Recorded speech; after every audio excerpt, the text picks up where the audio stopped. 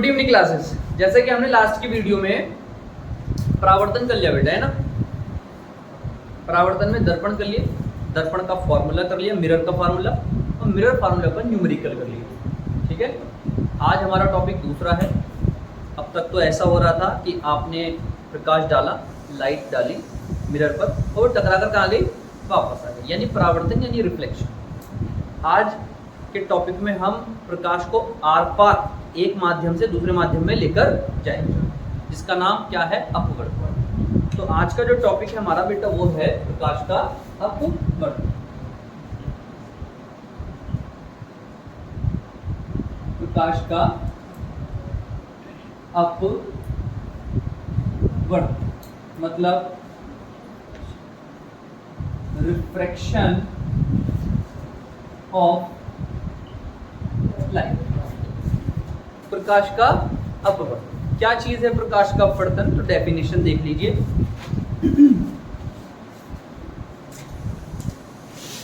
जब सामने फोकस करें बेटा, जब प्रकाश किरण एक माध्यम से कहां जाती है, दूसरे माध्यम में जाती है, तो वह अपने मार्ग से यानी रास्ते से क्या हो जाती है बेटा, विचलित हो जाती है।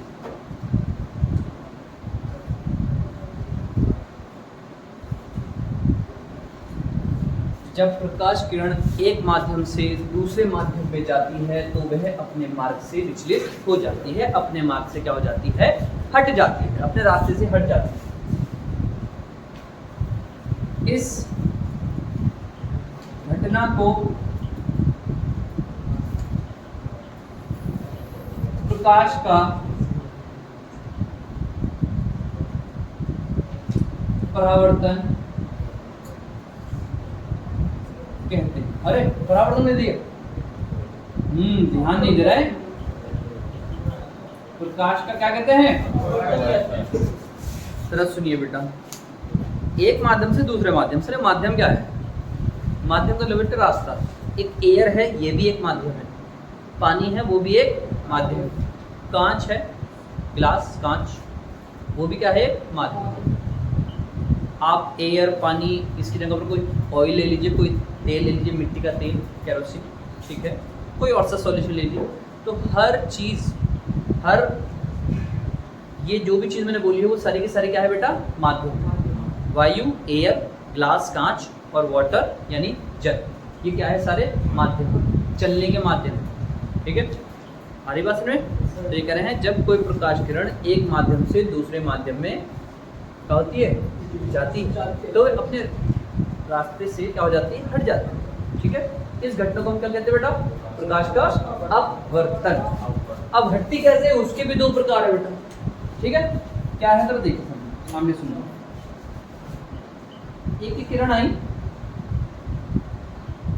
और ये, ठीक है, मैंने इस वाले माध्यम को विरल बोला। क्या था बोला, विरल। तो बेटे विरल को इंग्लिश में कहते हैं रेयर। ठीक है, और बाद वाला जो है बेटे वो है आपका कैसा, सघन।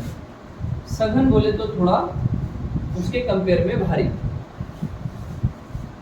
भारी बोलूंगा मैं।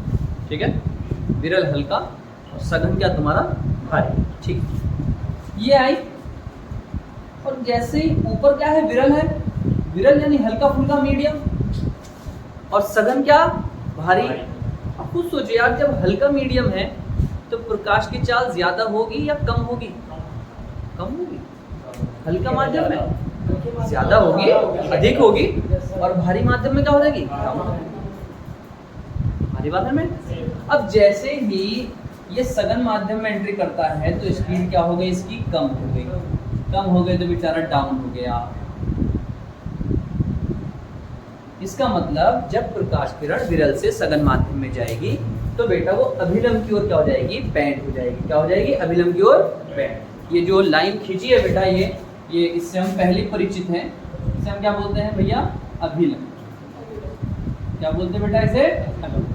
आने वाली किरण को बोलते हैं इंसिडेंट रे, और इंग्लिश में हिंदी में क्या बोलते हैं बेटे, आपतित किरण। आने वाली को क्या बोलते हैं, आपतित किरण। ये गुजर के बेटा, तो ये कौन सी भैया, अपवर्तित। परावर्तित नहीं, अब छोड़ दो मिरर अपने माइंड में से। अपवर्तित किरण, इस पॉइंट को मैंने O बोल दिया। ये आपतन बिंदु जहां पर आकर गिरी, और ये बाउंड्री है। इससे ऊपर अलग माध्यम है, इससे नीचे अलग माध्यम। आ रही बात समझ में, पक्का। तो ये हिसाब एक माध्यम से दूसरे माध्यम में जाएगी तो अपने मार्ग से क्या हो जाएगी, हट जाएगी। अच्छा, आने वाली को आपतित, जाने वाली को अपवर्तित। सर आने वाली अभिलंब से जो कोण बनाती है उसे कहते हैं हम लोग क्या, आई। और जाने वाली जो बनाती है अभिलंब से वो बोलते हैं, ठीक है, मैंने यहाँ बोल दिया। एंगल आई को आपतन कोण कहते हैं। क्या कहते हैं बेटा, आपतन कोण। और भाई एंगल आर को क्या कहते हैं, अपवर्तन कोण। क्या कहते हैं, अपवर्तन कोण। इंसिडेंट एंगल और एंगल ऑफ रिफ्रैक्शन कह लीजिए, यानी अपवर्तन कोण। अभी बहुत बातें हैं इसमें। दूसरा तरीका ये है बेटा, ये किरण आई, या आपने अभिलंब डाला यहाँ पर, आपके ऊपर वाला सघन था, कैसा था, डेंसर। सघन को क्या कहते हैं हम लोग, डांसर नहीं कहना रे भैया, हाँ कभी डेंसर बन जाओ, डांसर कह दो कभी, डेंसर है। ओ कैंसर नहीं, नालायक को, इसे कैंसर करता है सघन। तो ये सघन, और आपके नीचे वाला क्या होगा बेटा, विरल, यानी आपके नीचे वाला हल्का हो गया।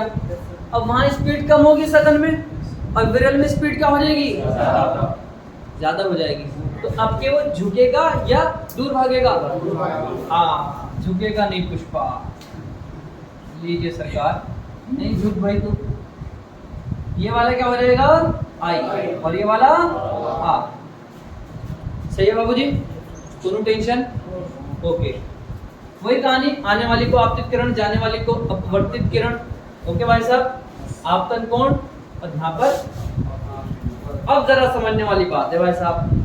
सवाल तो ये है मास्टर साहब, अपने रास्ते से कितना हट गई, अपने रास्ते से कितना डेविएट हो गई। ठीक है, अपने रास्ते से कितना हट गई यानी विचलित हो गई। विचलित का मतलब डेविएट, डेविएशन क्या बोलते थे, डेविएशन। ठीक है भाई साहब, आ जाओ जरा। अगर ये बीच वाला किनारा बाउंड्री ना होता तो किरण कैसे जाती, बिल्कुल सीधी निकलती ना, ऐसे सीधी निकलती। बिल्कुल सही बात है भाई। तब आप कुछ सोचिए, इतना घूम गई तो इतने ही तो हटी अपने रास्ते से। इसे क्या बोलूंगा मैं, डेल्टा। एक डेल्टा ऐसा होता है, ये कैपिटल, एक डेल्टा ये होता है, ये स्मॉल। सही है भाई साहब। ऐसे इसमें है, अगर बीच की बाउंड्री ना होती तो ये किरण कैसे जाती भाई, सीधी जाती, बिल्कुल जाती ना सीधी।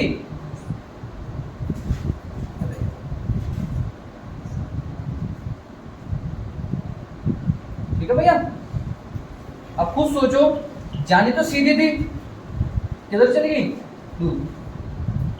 अब के कितना हटी है अपने रास्ते से, इतना हटी। इसका नाम क्या है, डेल्टा। ये डेल्टा, ये डेल्टा। ये पूरा एंगल क्या है बेटा, आर। पूरा एंगल क्या है, आर। मैंने इसे यहाँ तीर बना के लिख दिया, कभी आप परेशान रहो। ठीक है भाई, ये पूरा है बेटा, ये पूरा आर, वो पूरा आई। अब आपसे क्वेश्चन में पूछ सकता है कितना हटा, आई और आर की वैल्यू दे देगा, या तो इसमें आई और आर की वैल्यू दे देगा, या आपको उसमें आई और आर की वैल्यू दे देगा और आपसे पूछेगा बताओ कितना विचलित हुआ, डेल्टा बताओ, what is the value of delta. ठीक है, अच्छा जी भाई साहब, अब बात आती है सर डेल्टा कैसे निकालेंगे। तो अपना क्लास 9 में पहुंच जाते हैं। और कई बार मैं तुमको बता चुका हूँ कि अगर दो लाइनें ऐसे काटेंगी तो उनके वर्टिकल अपोजिट एंगल, जिसे बोलते हैं हम लोग शीर्ष अभिमुख, आमने सामने के कोण, वर्टिकल अपोजिट एंगल या शीर्ष अभिमुख कोण, आमने सामने कोण क्या होते हैं, बिल्कुल बराबर। आई बात समझ में? अब यहाँ देखिए बेटा जरा, मैंने इसे कहा ना ये कहाँ है, बिल्कुल सीधी जा रही है, देख लो ये कैसे जा रही है बेटा, बिल्कुल। हाँ मैं इधर लेकर आता हूँ, इस वाले बंदे को इधर लेकर आता हूँ, यहाँ हटाता हूँ, ये ऐसे गई, ठीक है, और आगे जाकर क्या हो गई, डॉट डॉट। समझ मेरी बात? और ये कौन है, अभिलंब। लो जी भाई साहब अभिलंब डाला हमने, ये वाला कोण कितना है, आई, तो भैया ये वाला भी तो कितना होगा, दिख रहा है ना नीचे, क्यों भाई बच्चों? अरे बेटे बात में, ये अगर आई तो नीचे वाले में कितना आई। लेकिन सर ये तो थोड़ा इधर को बेंड हो गया, किधर बेंड हो गया, इधर।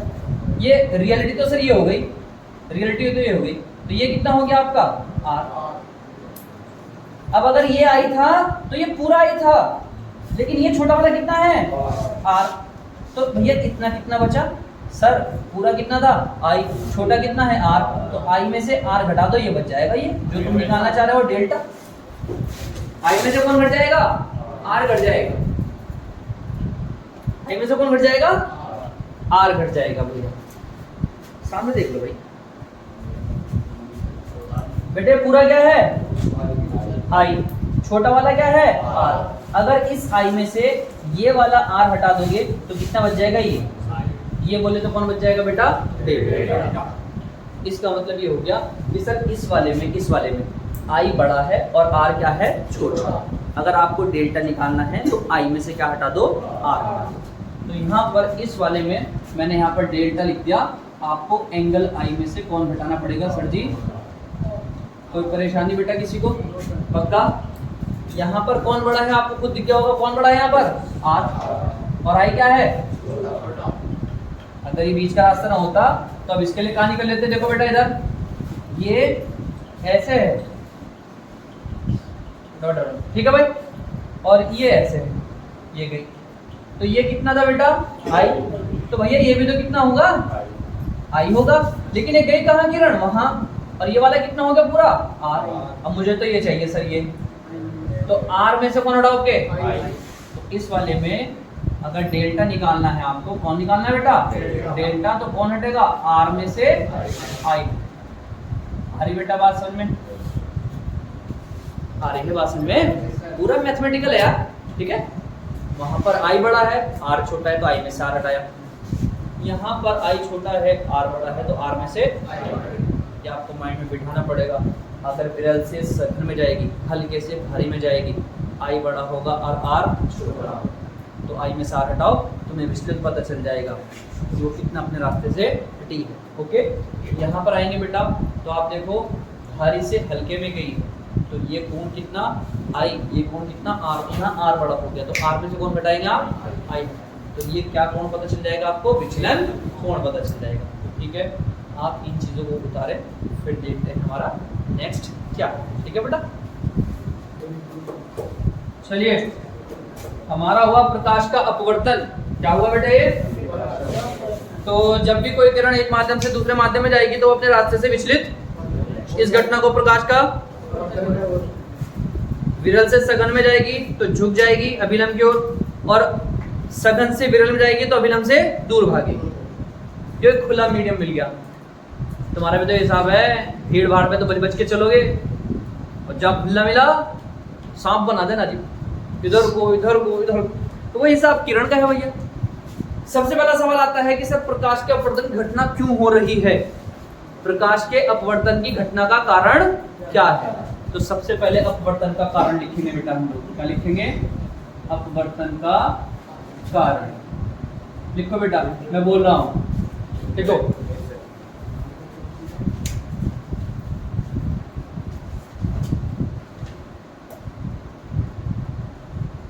क्योंकि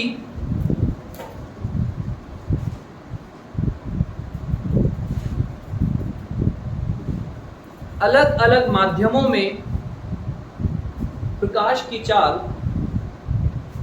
क्योंकि अलग अलग माध्यमों में प्रकाश की चाल, प्रकाश की चाल अलग अलग होती है।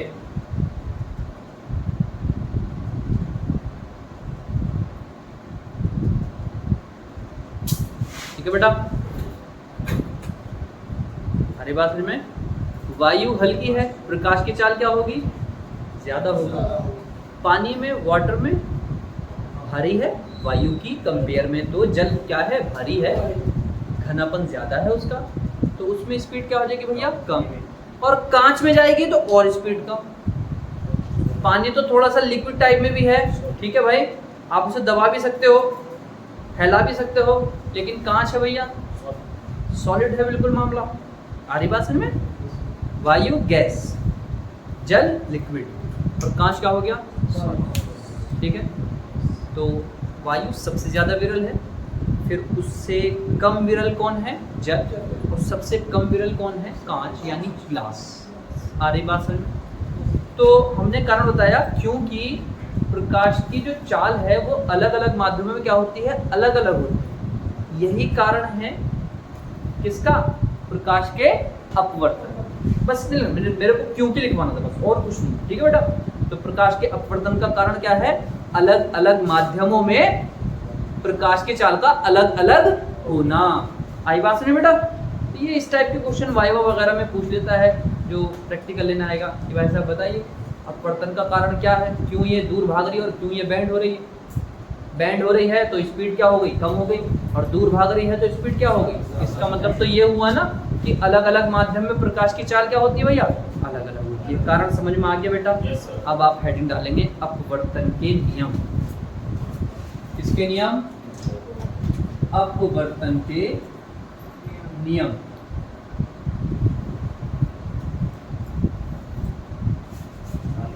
अपवर्तन के नियम, पहला पॉइंट डालिए भाई साहब, क्या नियम है पहला नियम।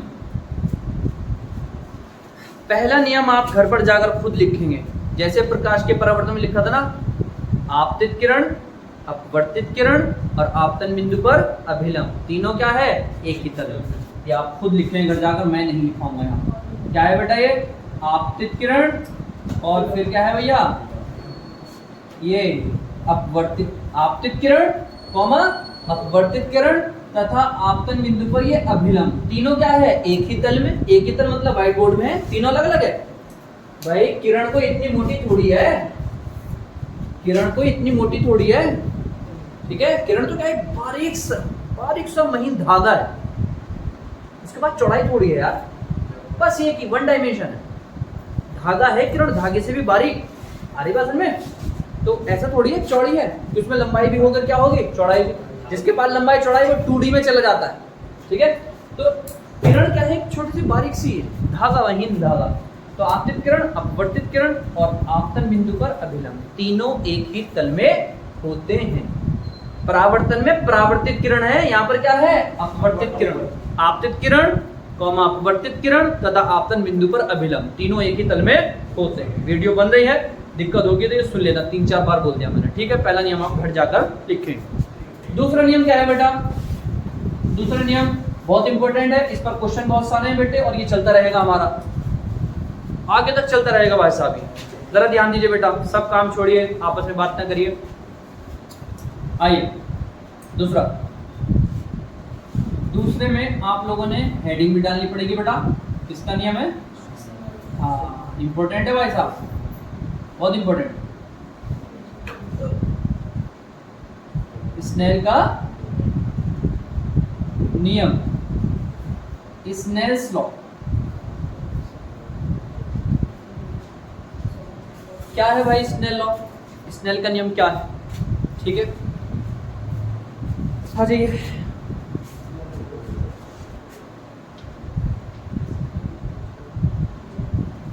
किसी दिए गए तरंगदैर्घ्य के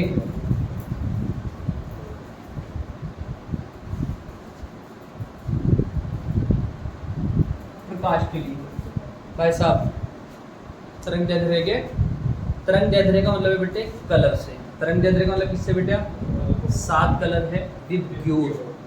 कितने कलर है हमारे पास,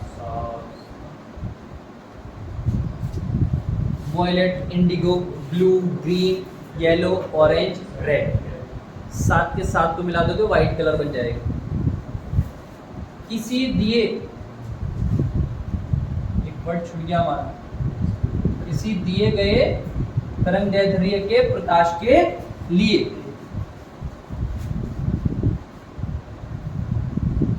आपतन कोण की ज्या और अपवर्तन कोण की ज्या। अरे भैया ज्या क्या है? साइन है। साइन को हिंदी में ज्या बोलते हैं। अपवर्तन कोण की ज्या के अनुपात को क्या कहते हैं? सॉरी, अपवर्तन कोण की ज्या का अनुपात, ज्या का अनुपात एक नियतांक होता है। क्या होता है बेटा? एक नियतांक होता है। तो किसी दिए गए तरंगदैर्ध्य के लिए आपतन कोण की ज्या और अपवर्तन कोण की ज्या का अनुपात क्या होता है? फिक्स, कांस्टेंट, वो चेंज नहीं होगा। आई बात समझ में? आपतन कोण कौन सा होता था बेटे? आई, और गुजरने वाले कोण को बोलते थे अपवर्तन कोण, आर। ये भाई साहब क्या कर रहे हैं, जरा सामने ध्यान दीजिए भाई साहब। साइन, वो भी किसका? आई का। फिर कौन? साइन आर इजिकल टू क्या बोला? एक कांस्टेंट, यानी क्या बेटे? नियतांक। Sine i upon sine r is equal to कितना बेटा? नियतांक, यानी कांस्टेंट। इस कांस्टेंट का नाम रख दिया भाई साहब ने, जिसे बोला अपवर्तनांक। क्या बोला? अपवर्तनांक। ठीक है, इंग्लिश में कहते हैं रिफ्रैक्टिव इंडेक्स। लिखूंगा सब, टेंशन न लीजिए आप, पहले काम छोड़िए। ए भैया, रटन विद्या मत बनाओ इसे, टाइम दिया जाएगा। आप काहे परेशान हो रहे हैं? आप दिमाग लड़ाओ जितना हो सके। कोई क्वेश्चन बनाओ अपने माइंड में। ऐसा क्यों हो रहा माटा साहब? पागल बना रहे क्या हमारा? समझाओ इधर। हाँ कह रहा है भाई। बेटे इस माध्यम को मैंने 1 बोला, इस माध्यम को मैंने क्या बोला? ये ऊपर वाला पहला माध्यम, इससे नीचे वाला कौन सा माध्यम है बेटा? दूसरा माध्यम है। अब इधर सुनिए जरा बेटा, कहां से कहां आ रही है? पहले माध्यम से कहां आ रही है? तो हमने क्या करा भाई, इस अपवर्तनांक की जगह पर लिख दिया 1n2। ठीक है, बहुत सी किताब वाले म्यू भी यूज करते हैं। क्या यूज करते हैं? म्यू। 1 म्यू 2। बच्चा ये बहुत गलती करता है, 1n2 ऐसा ना लिखना यार, है ना? स्क्वायर सा लगता है कभी कभी। ऊपर लगाना, नीचे लगाना बेटे, है ना? प्रीफिक्स और सफिक्स, पावर में नहीं लगाना। 1n2 कह दीजिए, या क्या कह दीजिए? 1 म्यू 2 बराबर में कौन है बेटा? Sine i upon sine are.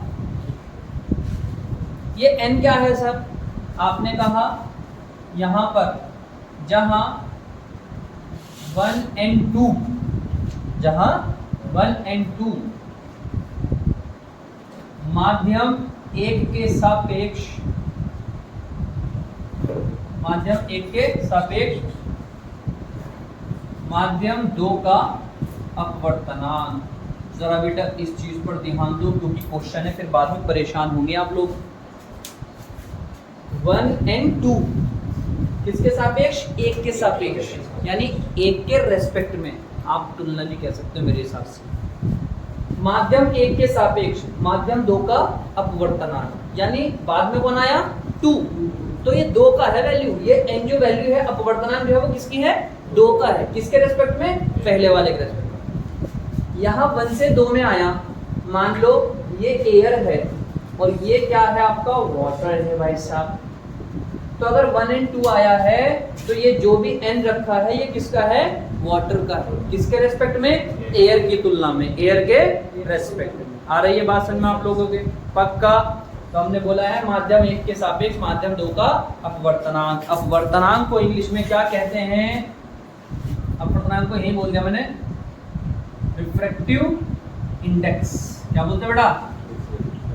Refractive index 1n2। ठीक है, पहले आप इसे कंप्लीट कीजिए, फिर आगे बढ़ेंगे हम लोग। ठीक है बेटा, जल्दी।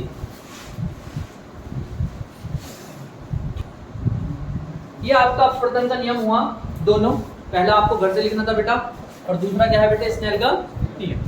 क्या आ गया आपका 1 and 2 is equal to sine i upon sine r. इसका दूसरा रूप भी है, वो मैं लिखाने जा रहा हूँ, उससे न्यूमेरिकल बहुत सारे होंगे मेरे, ठीक है, तो मिटा रहा हूँ। व्हाइट बोर्ड बड़ा बेकार हो रहा भाई हमारा।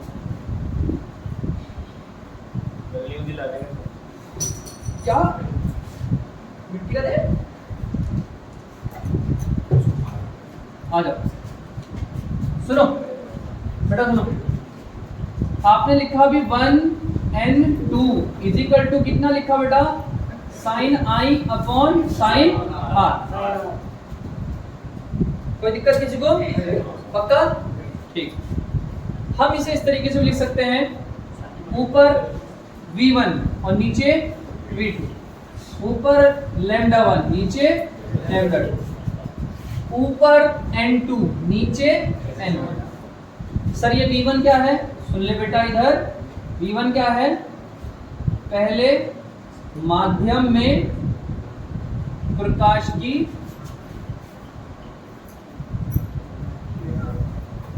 चाल, और v2 क्या है,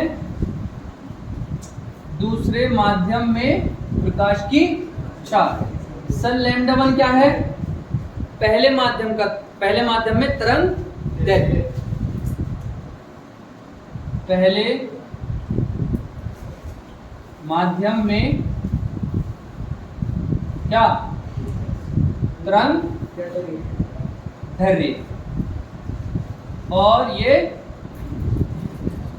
दूसरे माध्यम में तरंग दैर्ध्य। पहले माध्यम में तरंग दैर्ध्य और दूसरे माध्यम में तरंग दैर्ध्य। सही है बेटा? आ जाओ जरा इस चीज को समझो। 1 and 2 बराबर sign i upon sine are. आपने क्या लिखा, v1 अपॉन लैम्डा 1 अपॉन, अब यो क्या है देखो जरा, ये क्या है बेटा 1 and 2, तो इसे लिखा क्या, इसे n2 अपॉन n1।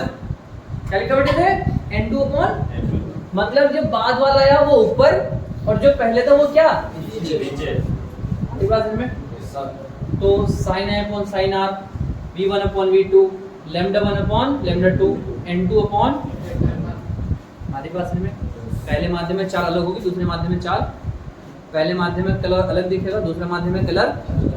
सिंपल सा एग्जांपल है, इस टाइम आपकी जींस जो है सूखी हुई है, इसे पानी में भिगो दो, इसका कलर क्या हो जाएगा, थोड़ा डार्क हो जाएगा, सूख कर फिर दोबारा वैसे हो जाएगा। आ रही बात में, ये इसका रूल है आपका, ठीक है। लैम्डा 1 लैम्डा 2, पहले माध्यम में अलग, दूसरे माध्यम में अलग। लैम्डा का मतलब है तरंग दैर्ध्य, सही है।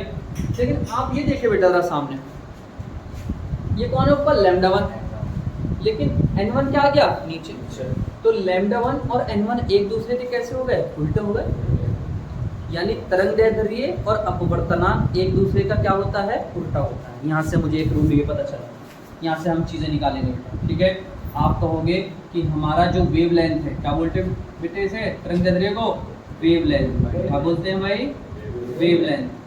वेव लेंथ उल्टा होता है किसका, n का। n बोले तो क्या, अपवर्तनांक, और अपवर्तनांक बेटा हमने अभी बताया था रिफ्रैक्टिव इंडेक्स। इसका मतलब क्या हो गया भैया, उल्टा है तो जिस रंग का तरंग दैर्ध्य ज्यादा होगा उसका अपवर्तनांक उतना कम, जिस कलर का तरंग दैर्ध्य ज्यादा होगा, अधिक होगा, उसका अपवर्तनांक कम, और जिसका कम होगा उसका अपवर्तनांक ज्यादा। अब आपको पता है कितने कलर है, 7 कलर है प्योर। सबसे ज्यादा कौन दिखता है, सबसे ज्यादा दूर से कौन दिख जाता है, कौन सा कलर कहते हैं, रेड कलर। खतरों के निशान कैसे बनाए जाते हैं, ठीक है, ध्यान रखना इस बात का, ठीक है। अब कितने कलर है बेटा, विबग्योर है ना। मैं ऐसे बनाता हूँ यहाँ पर एक लिस्ट,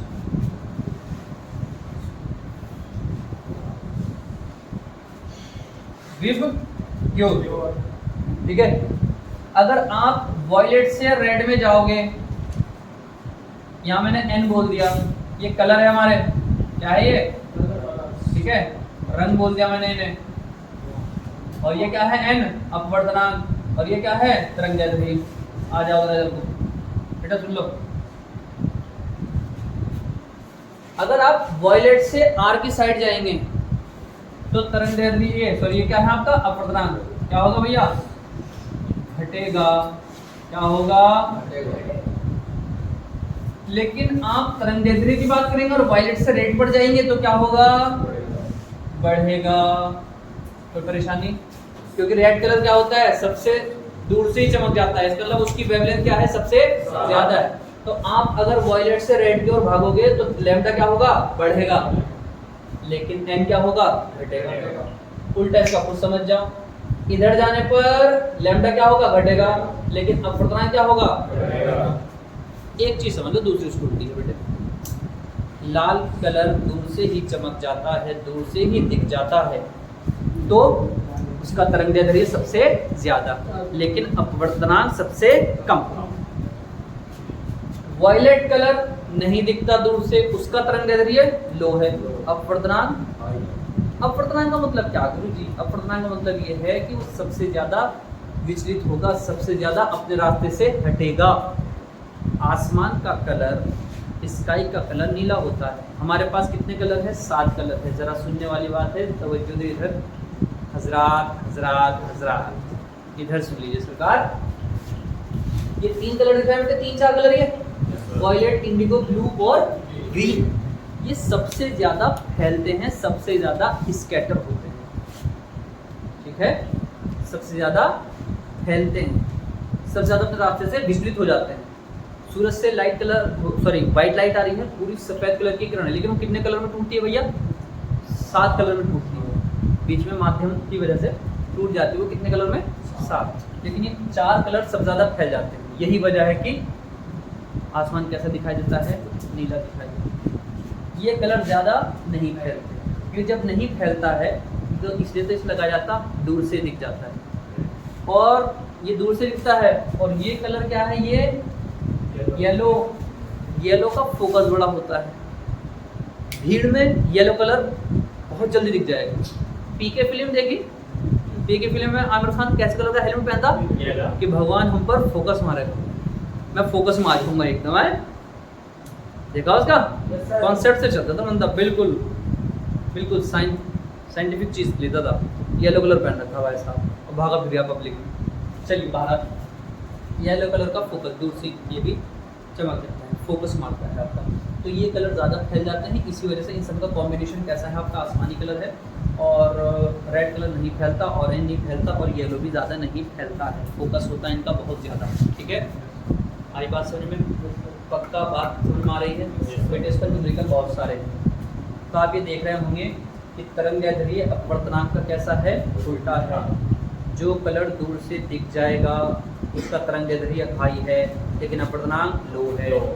वायलेट कलर लगभग ब्लैक की तरह है, ब्लैक दूर से नहीं चमकता है, नहीं चमकता तो तरंगदैर्ध्य लो है, लेकिन अपवर्तनांक हाई है। आ रही है बात समझ में आपके। इसी तरीके से आप ये भी बोल सकते हैं बेटा, दूसरी बात, सर चाल में भी तो ऐसी है, बिल्कुल सही बात है। क्या बेटा, स्पीड यानी वेग यानी चाल, चाल भी उल्टी है किसकी, अपवर्तनांक की। हमारी बात में चाल किसकी ज्यादा है, इसका मतलब सर रेड कलर की चाल ज्यादा है। रेड कलर की चाल क्या होगी आपकी, ज्यादा हो गई आपकी, ठीक है, लेकिन अपवर्तनांक क्या है उसका, कम। हमारी बात में चलिए, चाल का हो गया अपवर्तनांक। अब मेरी बात सुनो, इसका मतलब क्या हो रहा है, जब आप एक माध्यम से दूसरे माध्यम में जाओगे तो चाल परिवर्तित होगी। क्या परिवर्तित होगी बेटा, चाल परिवर्तित होगी, कलर परिवर्तित होगा, और अपवर्तनांक क्या होगा, परिवर्तित होगा। लेकिन एक चीज़ परिवर्तित नहीं होती। लास्ट टॉपिक है ये, लास्ट चीज़ है, 1-2 मिनट का बेटे, नाम ले रहा हूँ मैं, अलग चीज़, इसका नाम है आवृत्ति। क्या बेटा, क्या नाम है, फ्रीक्वेंसी। चाहे पहले माध्यम में चाहे दूसरे माध्यम में, ये कभी चेंज नहीं होती। ये क्या मसला सर, तो सब पहले आवृत्ति बताओ ना, तभी तो पता चलेगा चेंज क्यों नहीं हो रही। बेटे आवृत्ति का मतलब है प्रति सेकंड आने वाले तरंगों की संख्या। अब बेटा तरंगों की संख्या है, किसकी है, तरंगों की संख्या। मैं बताता हूं, बहुत अच्छे से समझाऊंगा इस चीज को, है ना। जरा देखिए बेटा, ऊपर एयर है यानी वायु, और नीचे पानी। तालाब मान लीजिए, ऊपर एयर है, नीचे क्या है बेटा, पानी। एक 1 सेकंड में कितनी किरण आई? 100 किरण आई। यहाँ पर कितनी किरण आई? 100। वायु में उनकी स्पीड क्या होगी? ज्यादा। पानी में स्पीड क्या बढ़ेगी? लेकिन ऐसा थोड़ी है कि 100 में से 99 रुक जाएगी, एक जाएगी ना, जाएगी उसमें भी कितनी? 100, लेकिन कम स्पीड से जाएगी। तो आवृत्ति पे कोई फर्क पड़ा? आवृत्ति का मतलब क्या है बेटा? दोबारा से एग्जाम्पल, ये वायु, ये वाटर, जल। जब वायु से जल में जाएगी तो वायु हल्का है, 100 की 100 किरणें बहुत तेजी से भागेगी, पानी के पृष्ठ पर टकराई। अब ऐसा थोड़ी रुक जाएगी, जाएगी जल में भी 100 की 100 ही, लेकिन कम स्पीड से। क्या आवृत्ति पे कोई फर्क पड़ा? नहीं पड़ा। तो जब एक माध्यम से दूसरे माध्यम में जाते हैं तो क्या चीज चेंज हो जाता है? चाल भी चेंज हो जाती है। क्या चीज चेंज हो जाता है? तरंग दैर्ध्य चेंज हो जाता है। अपवर्तनांक भी क्या हो जाता है? भारी और हल्का माध्यम चेंज हो गया आपका, लेकिन क्या चीज चेंज होती है बेटे? आवृत्ति। कंपटीशन में भी आ चुका है और मल्टीपल चॉइस में तो हमारी यूपी बोर्ड में कई बार आ चुका है कि अपवर्तन की घटना में जब प्रकाश एक माध्यम से दूसरे माध्यम में जाता है तो कौन सी चीज है या कौन सा फैक्टर है जो अपरिवर्तित रहता है? वो कौन है भाई साहब? आवृत्ति, फ्रीक्वेंसी। क्योंकि फ्रीक्वेंसी क्या है? तरंगों की संख्या। तरंगे 100 वहाँ भी आ रही है, 100 यहाँ भी आ रही है, उसमें कोई फर्क नहीं पड़ता। तो भाई क्या चीज अपरिवर्तित रहती है बेटे? आवृत्ति अपरिवर्तित रहती है, बाकी सारी चीजें चेंज हो। ठीक है भाई, आज के लिए मैं इतने छोड़ रहा हूँ बेटे। कल को हम लोग इसके न्यूमेरिकल कर लेंगे थोड़े बहुत और आगे का टॉपिक देख लेंगे अभी, है ना। आप इसे उतारिए। मिलते हैं वासिफ भाई। जय हिंद, जय भारत, जय भारत।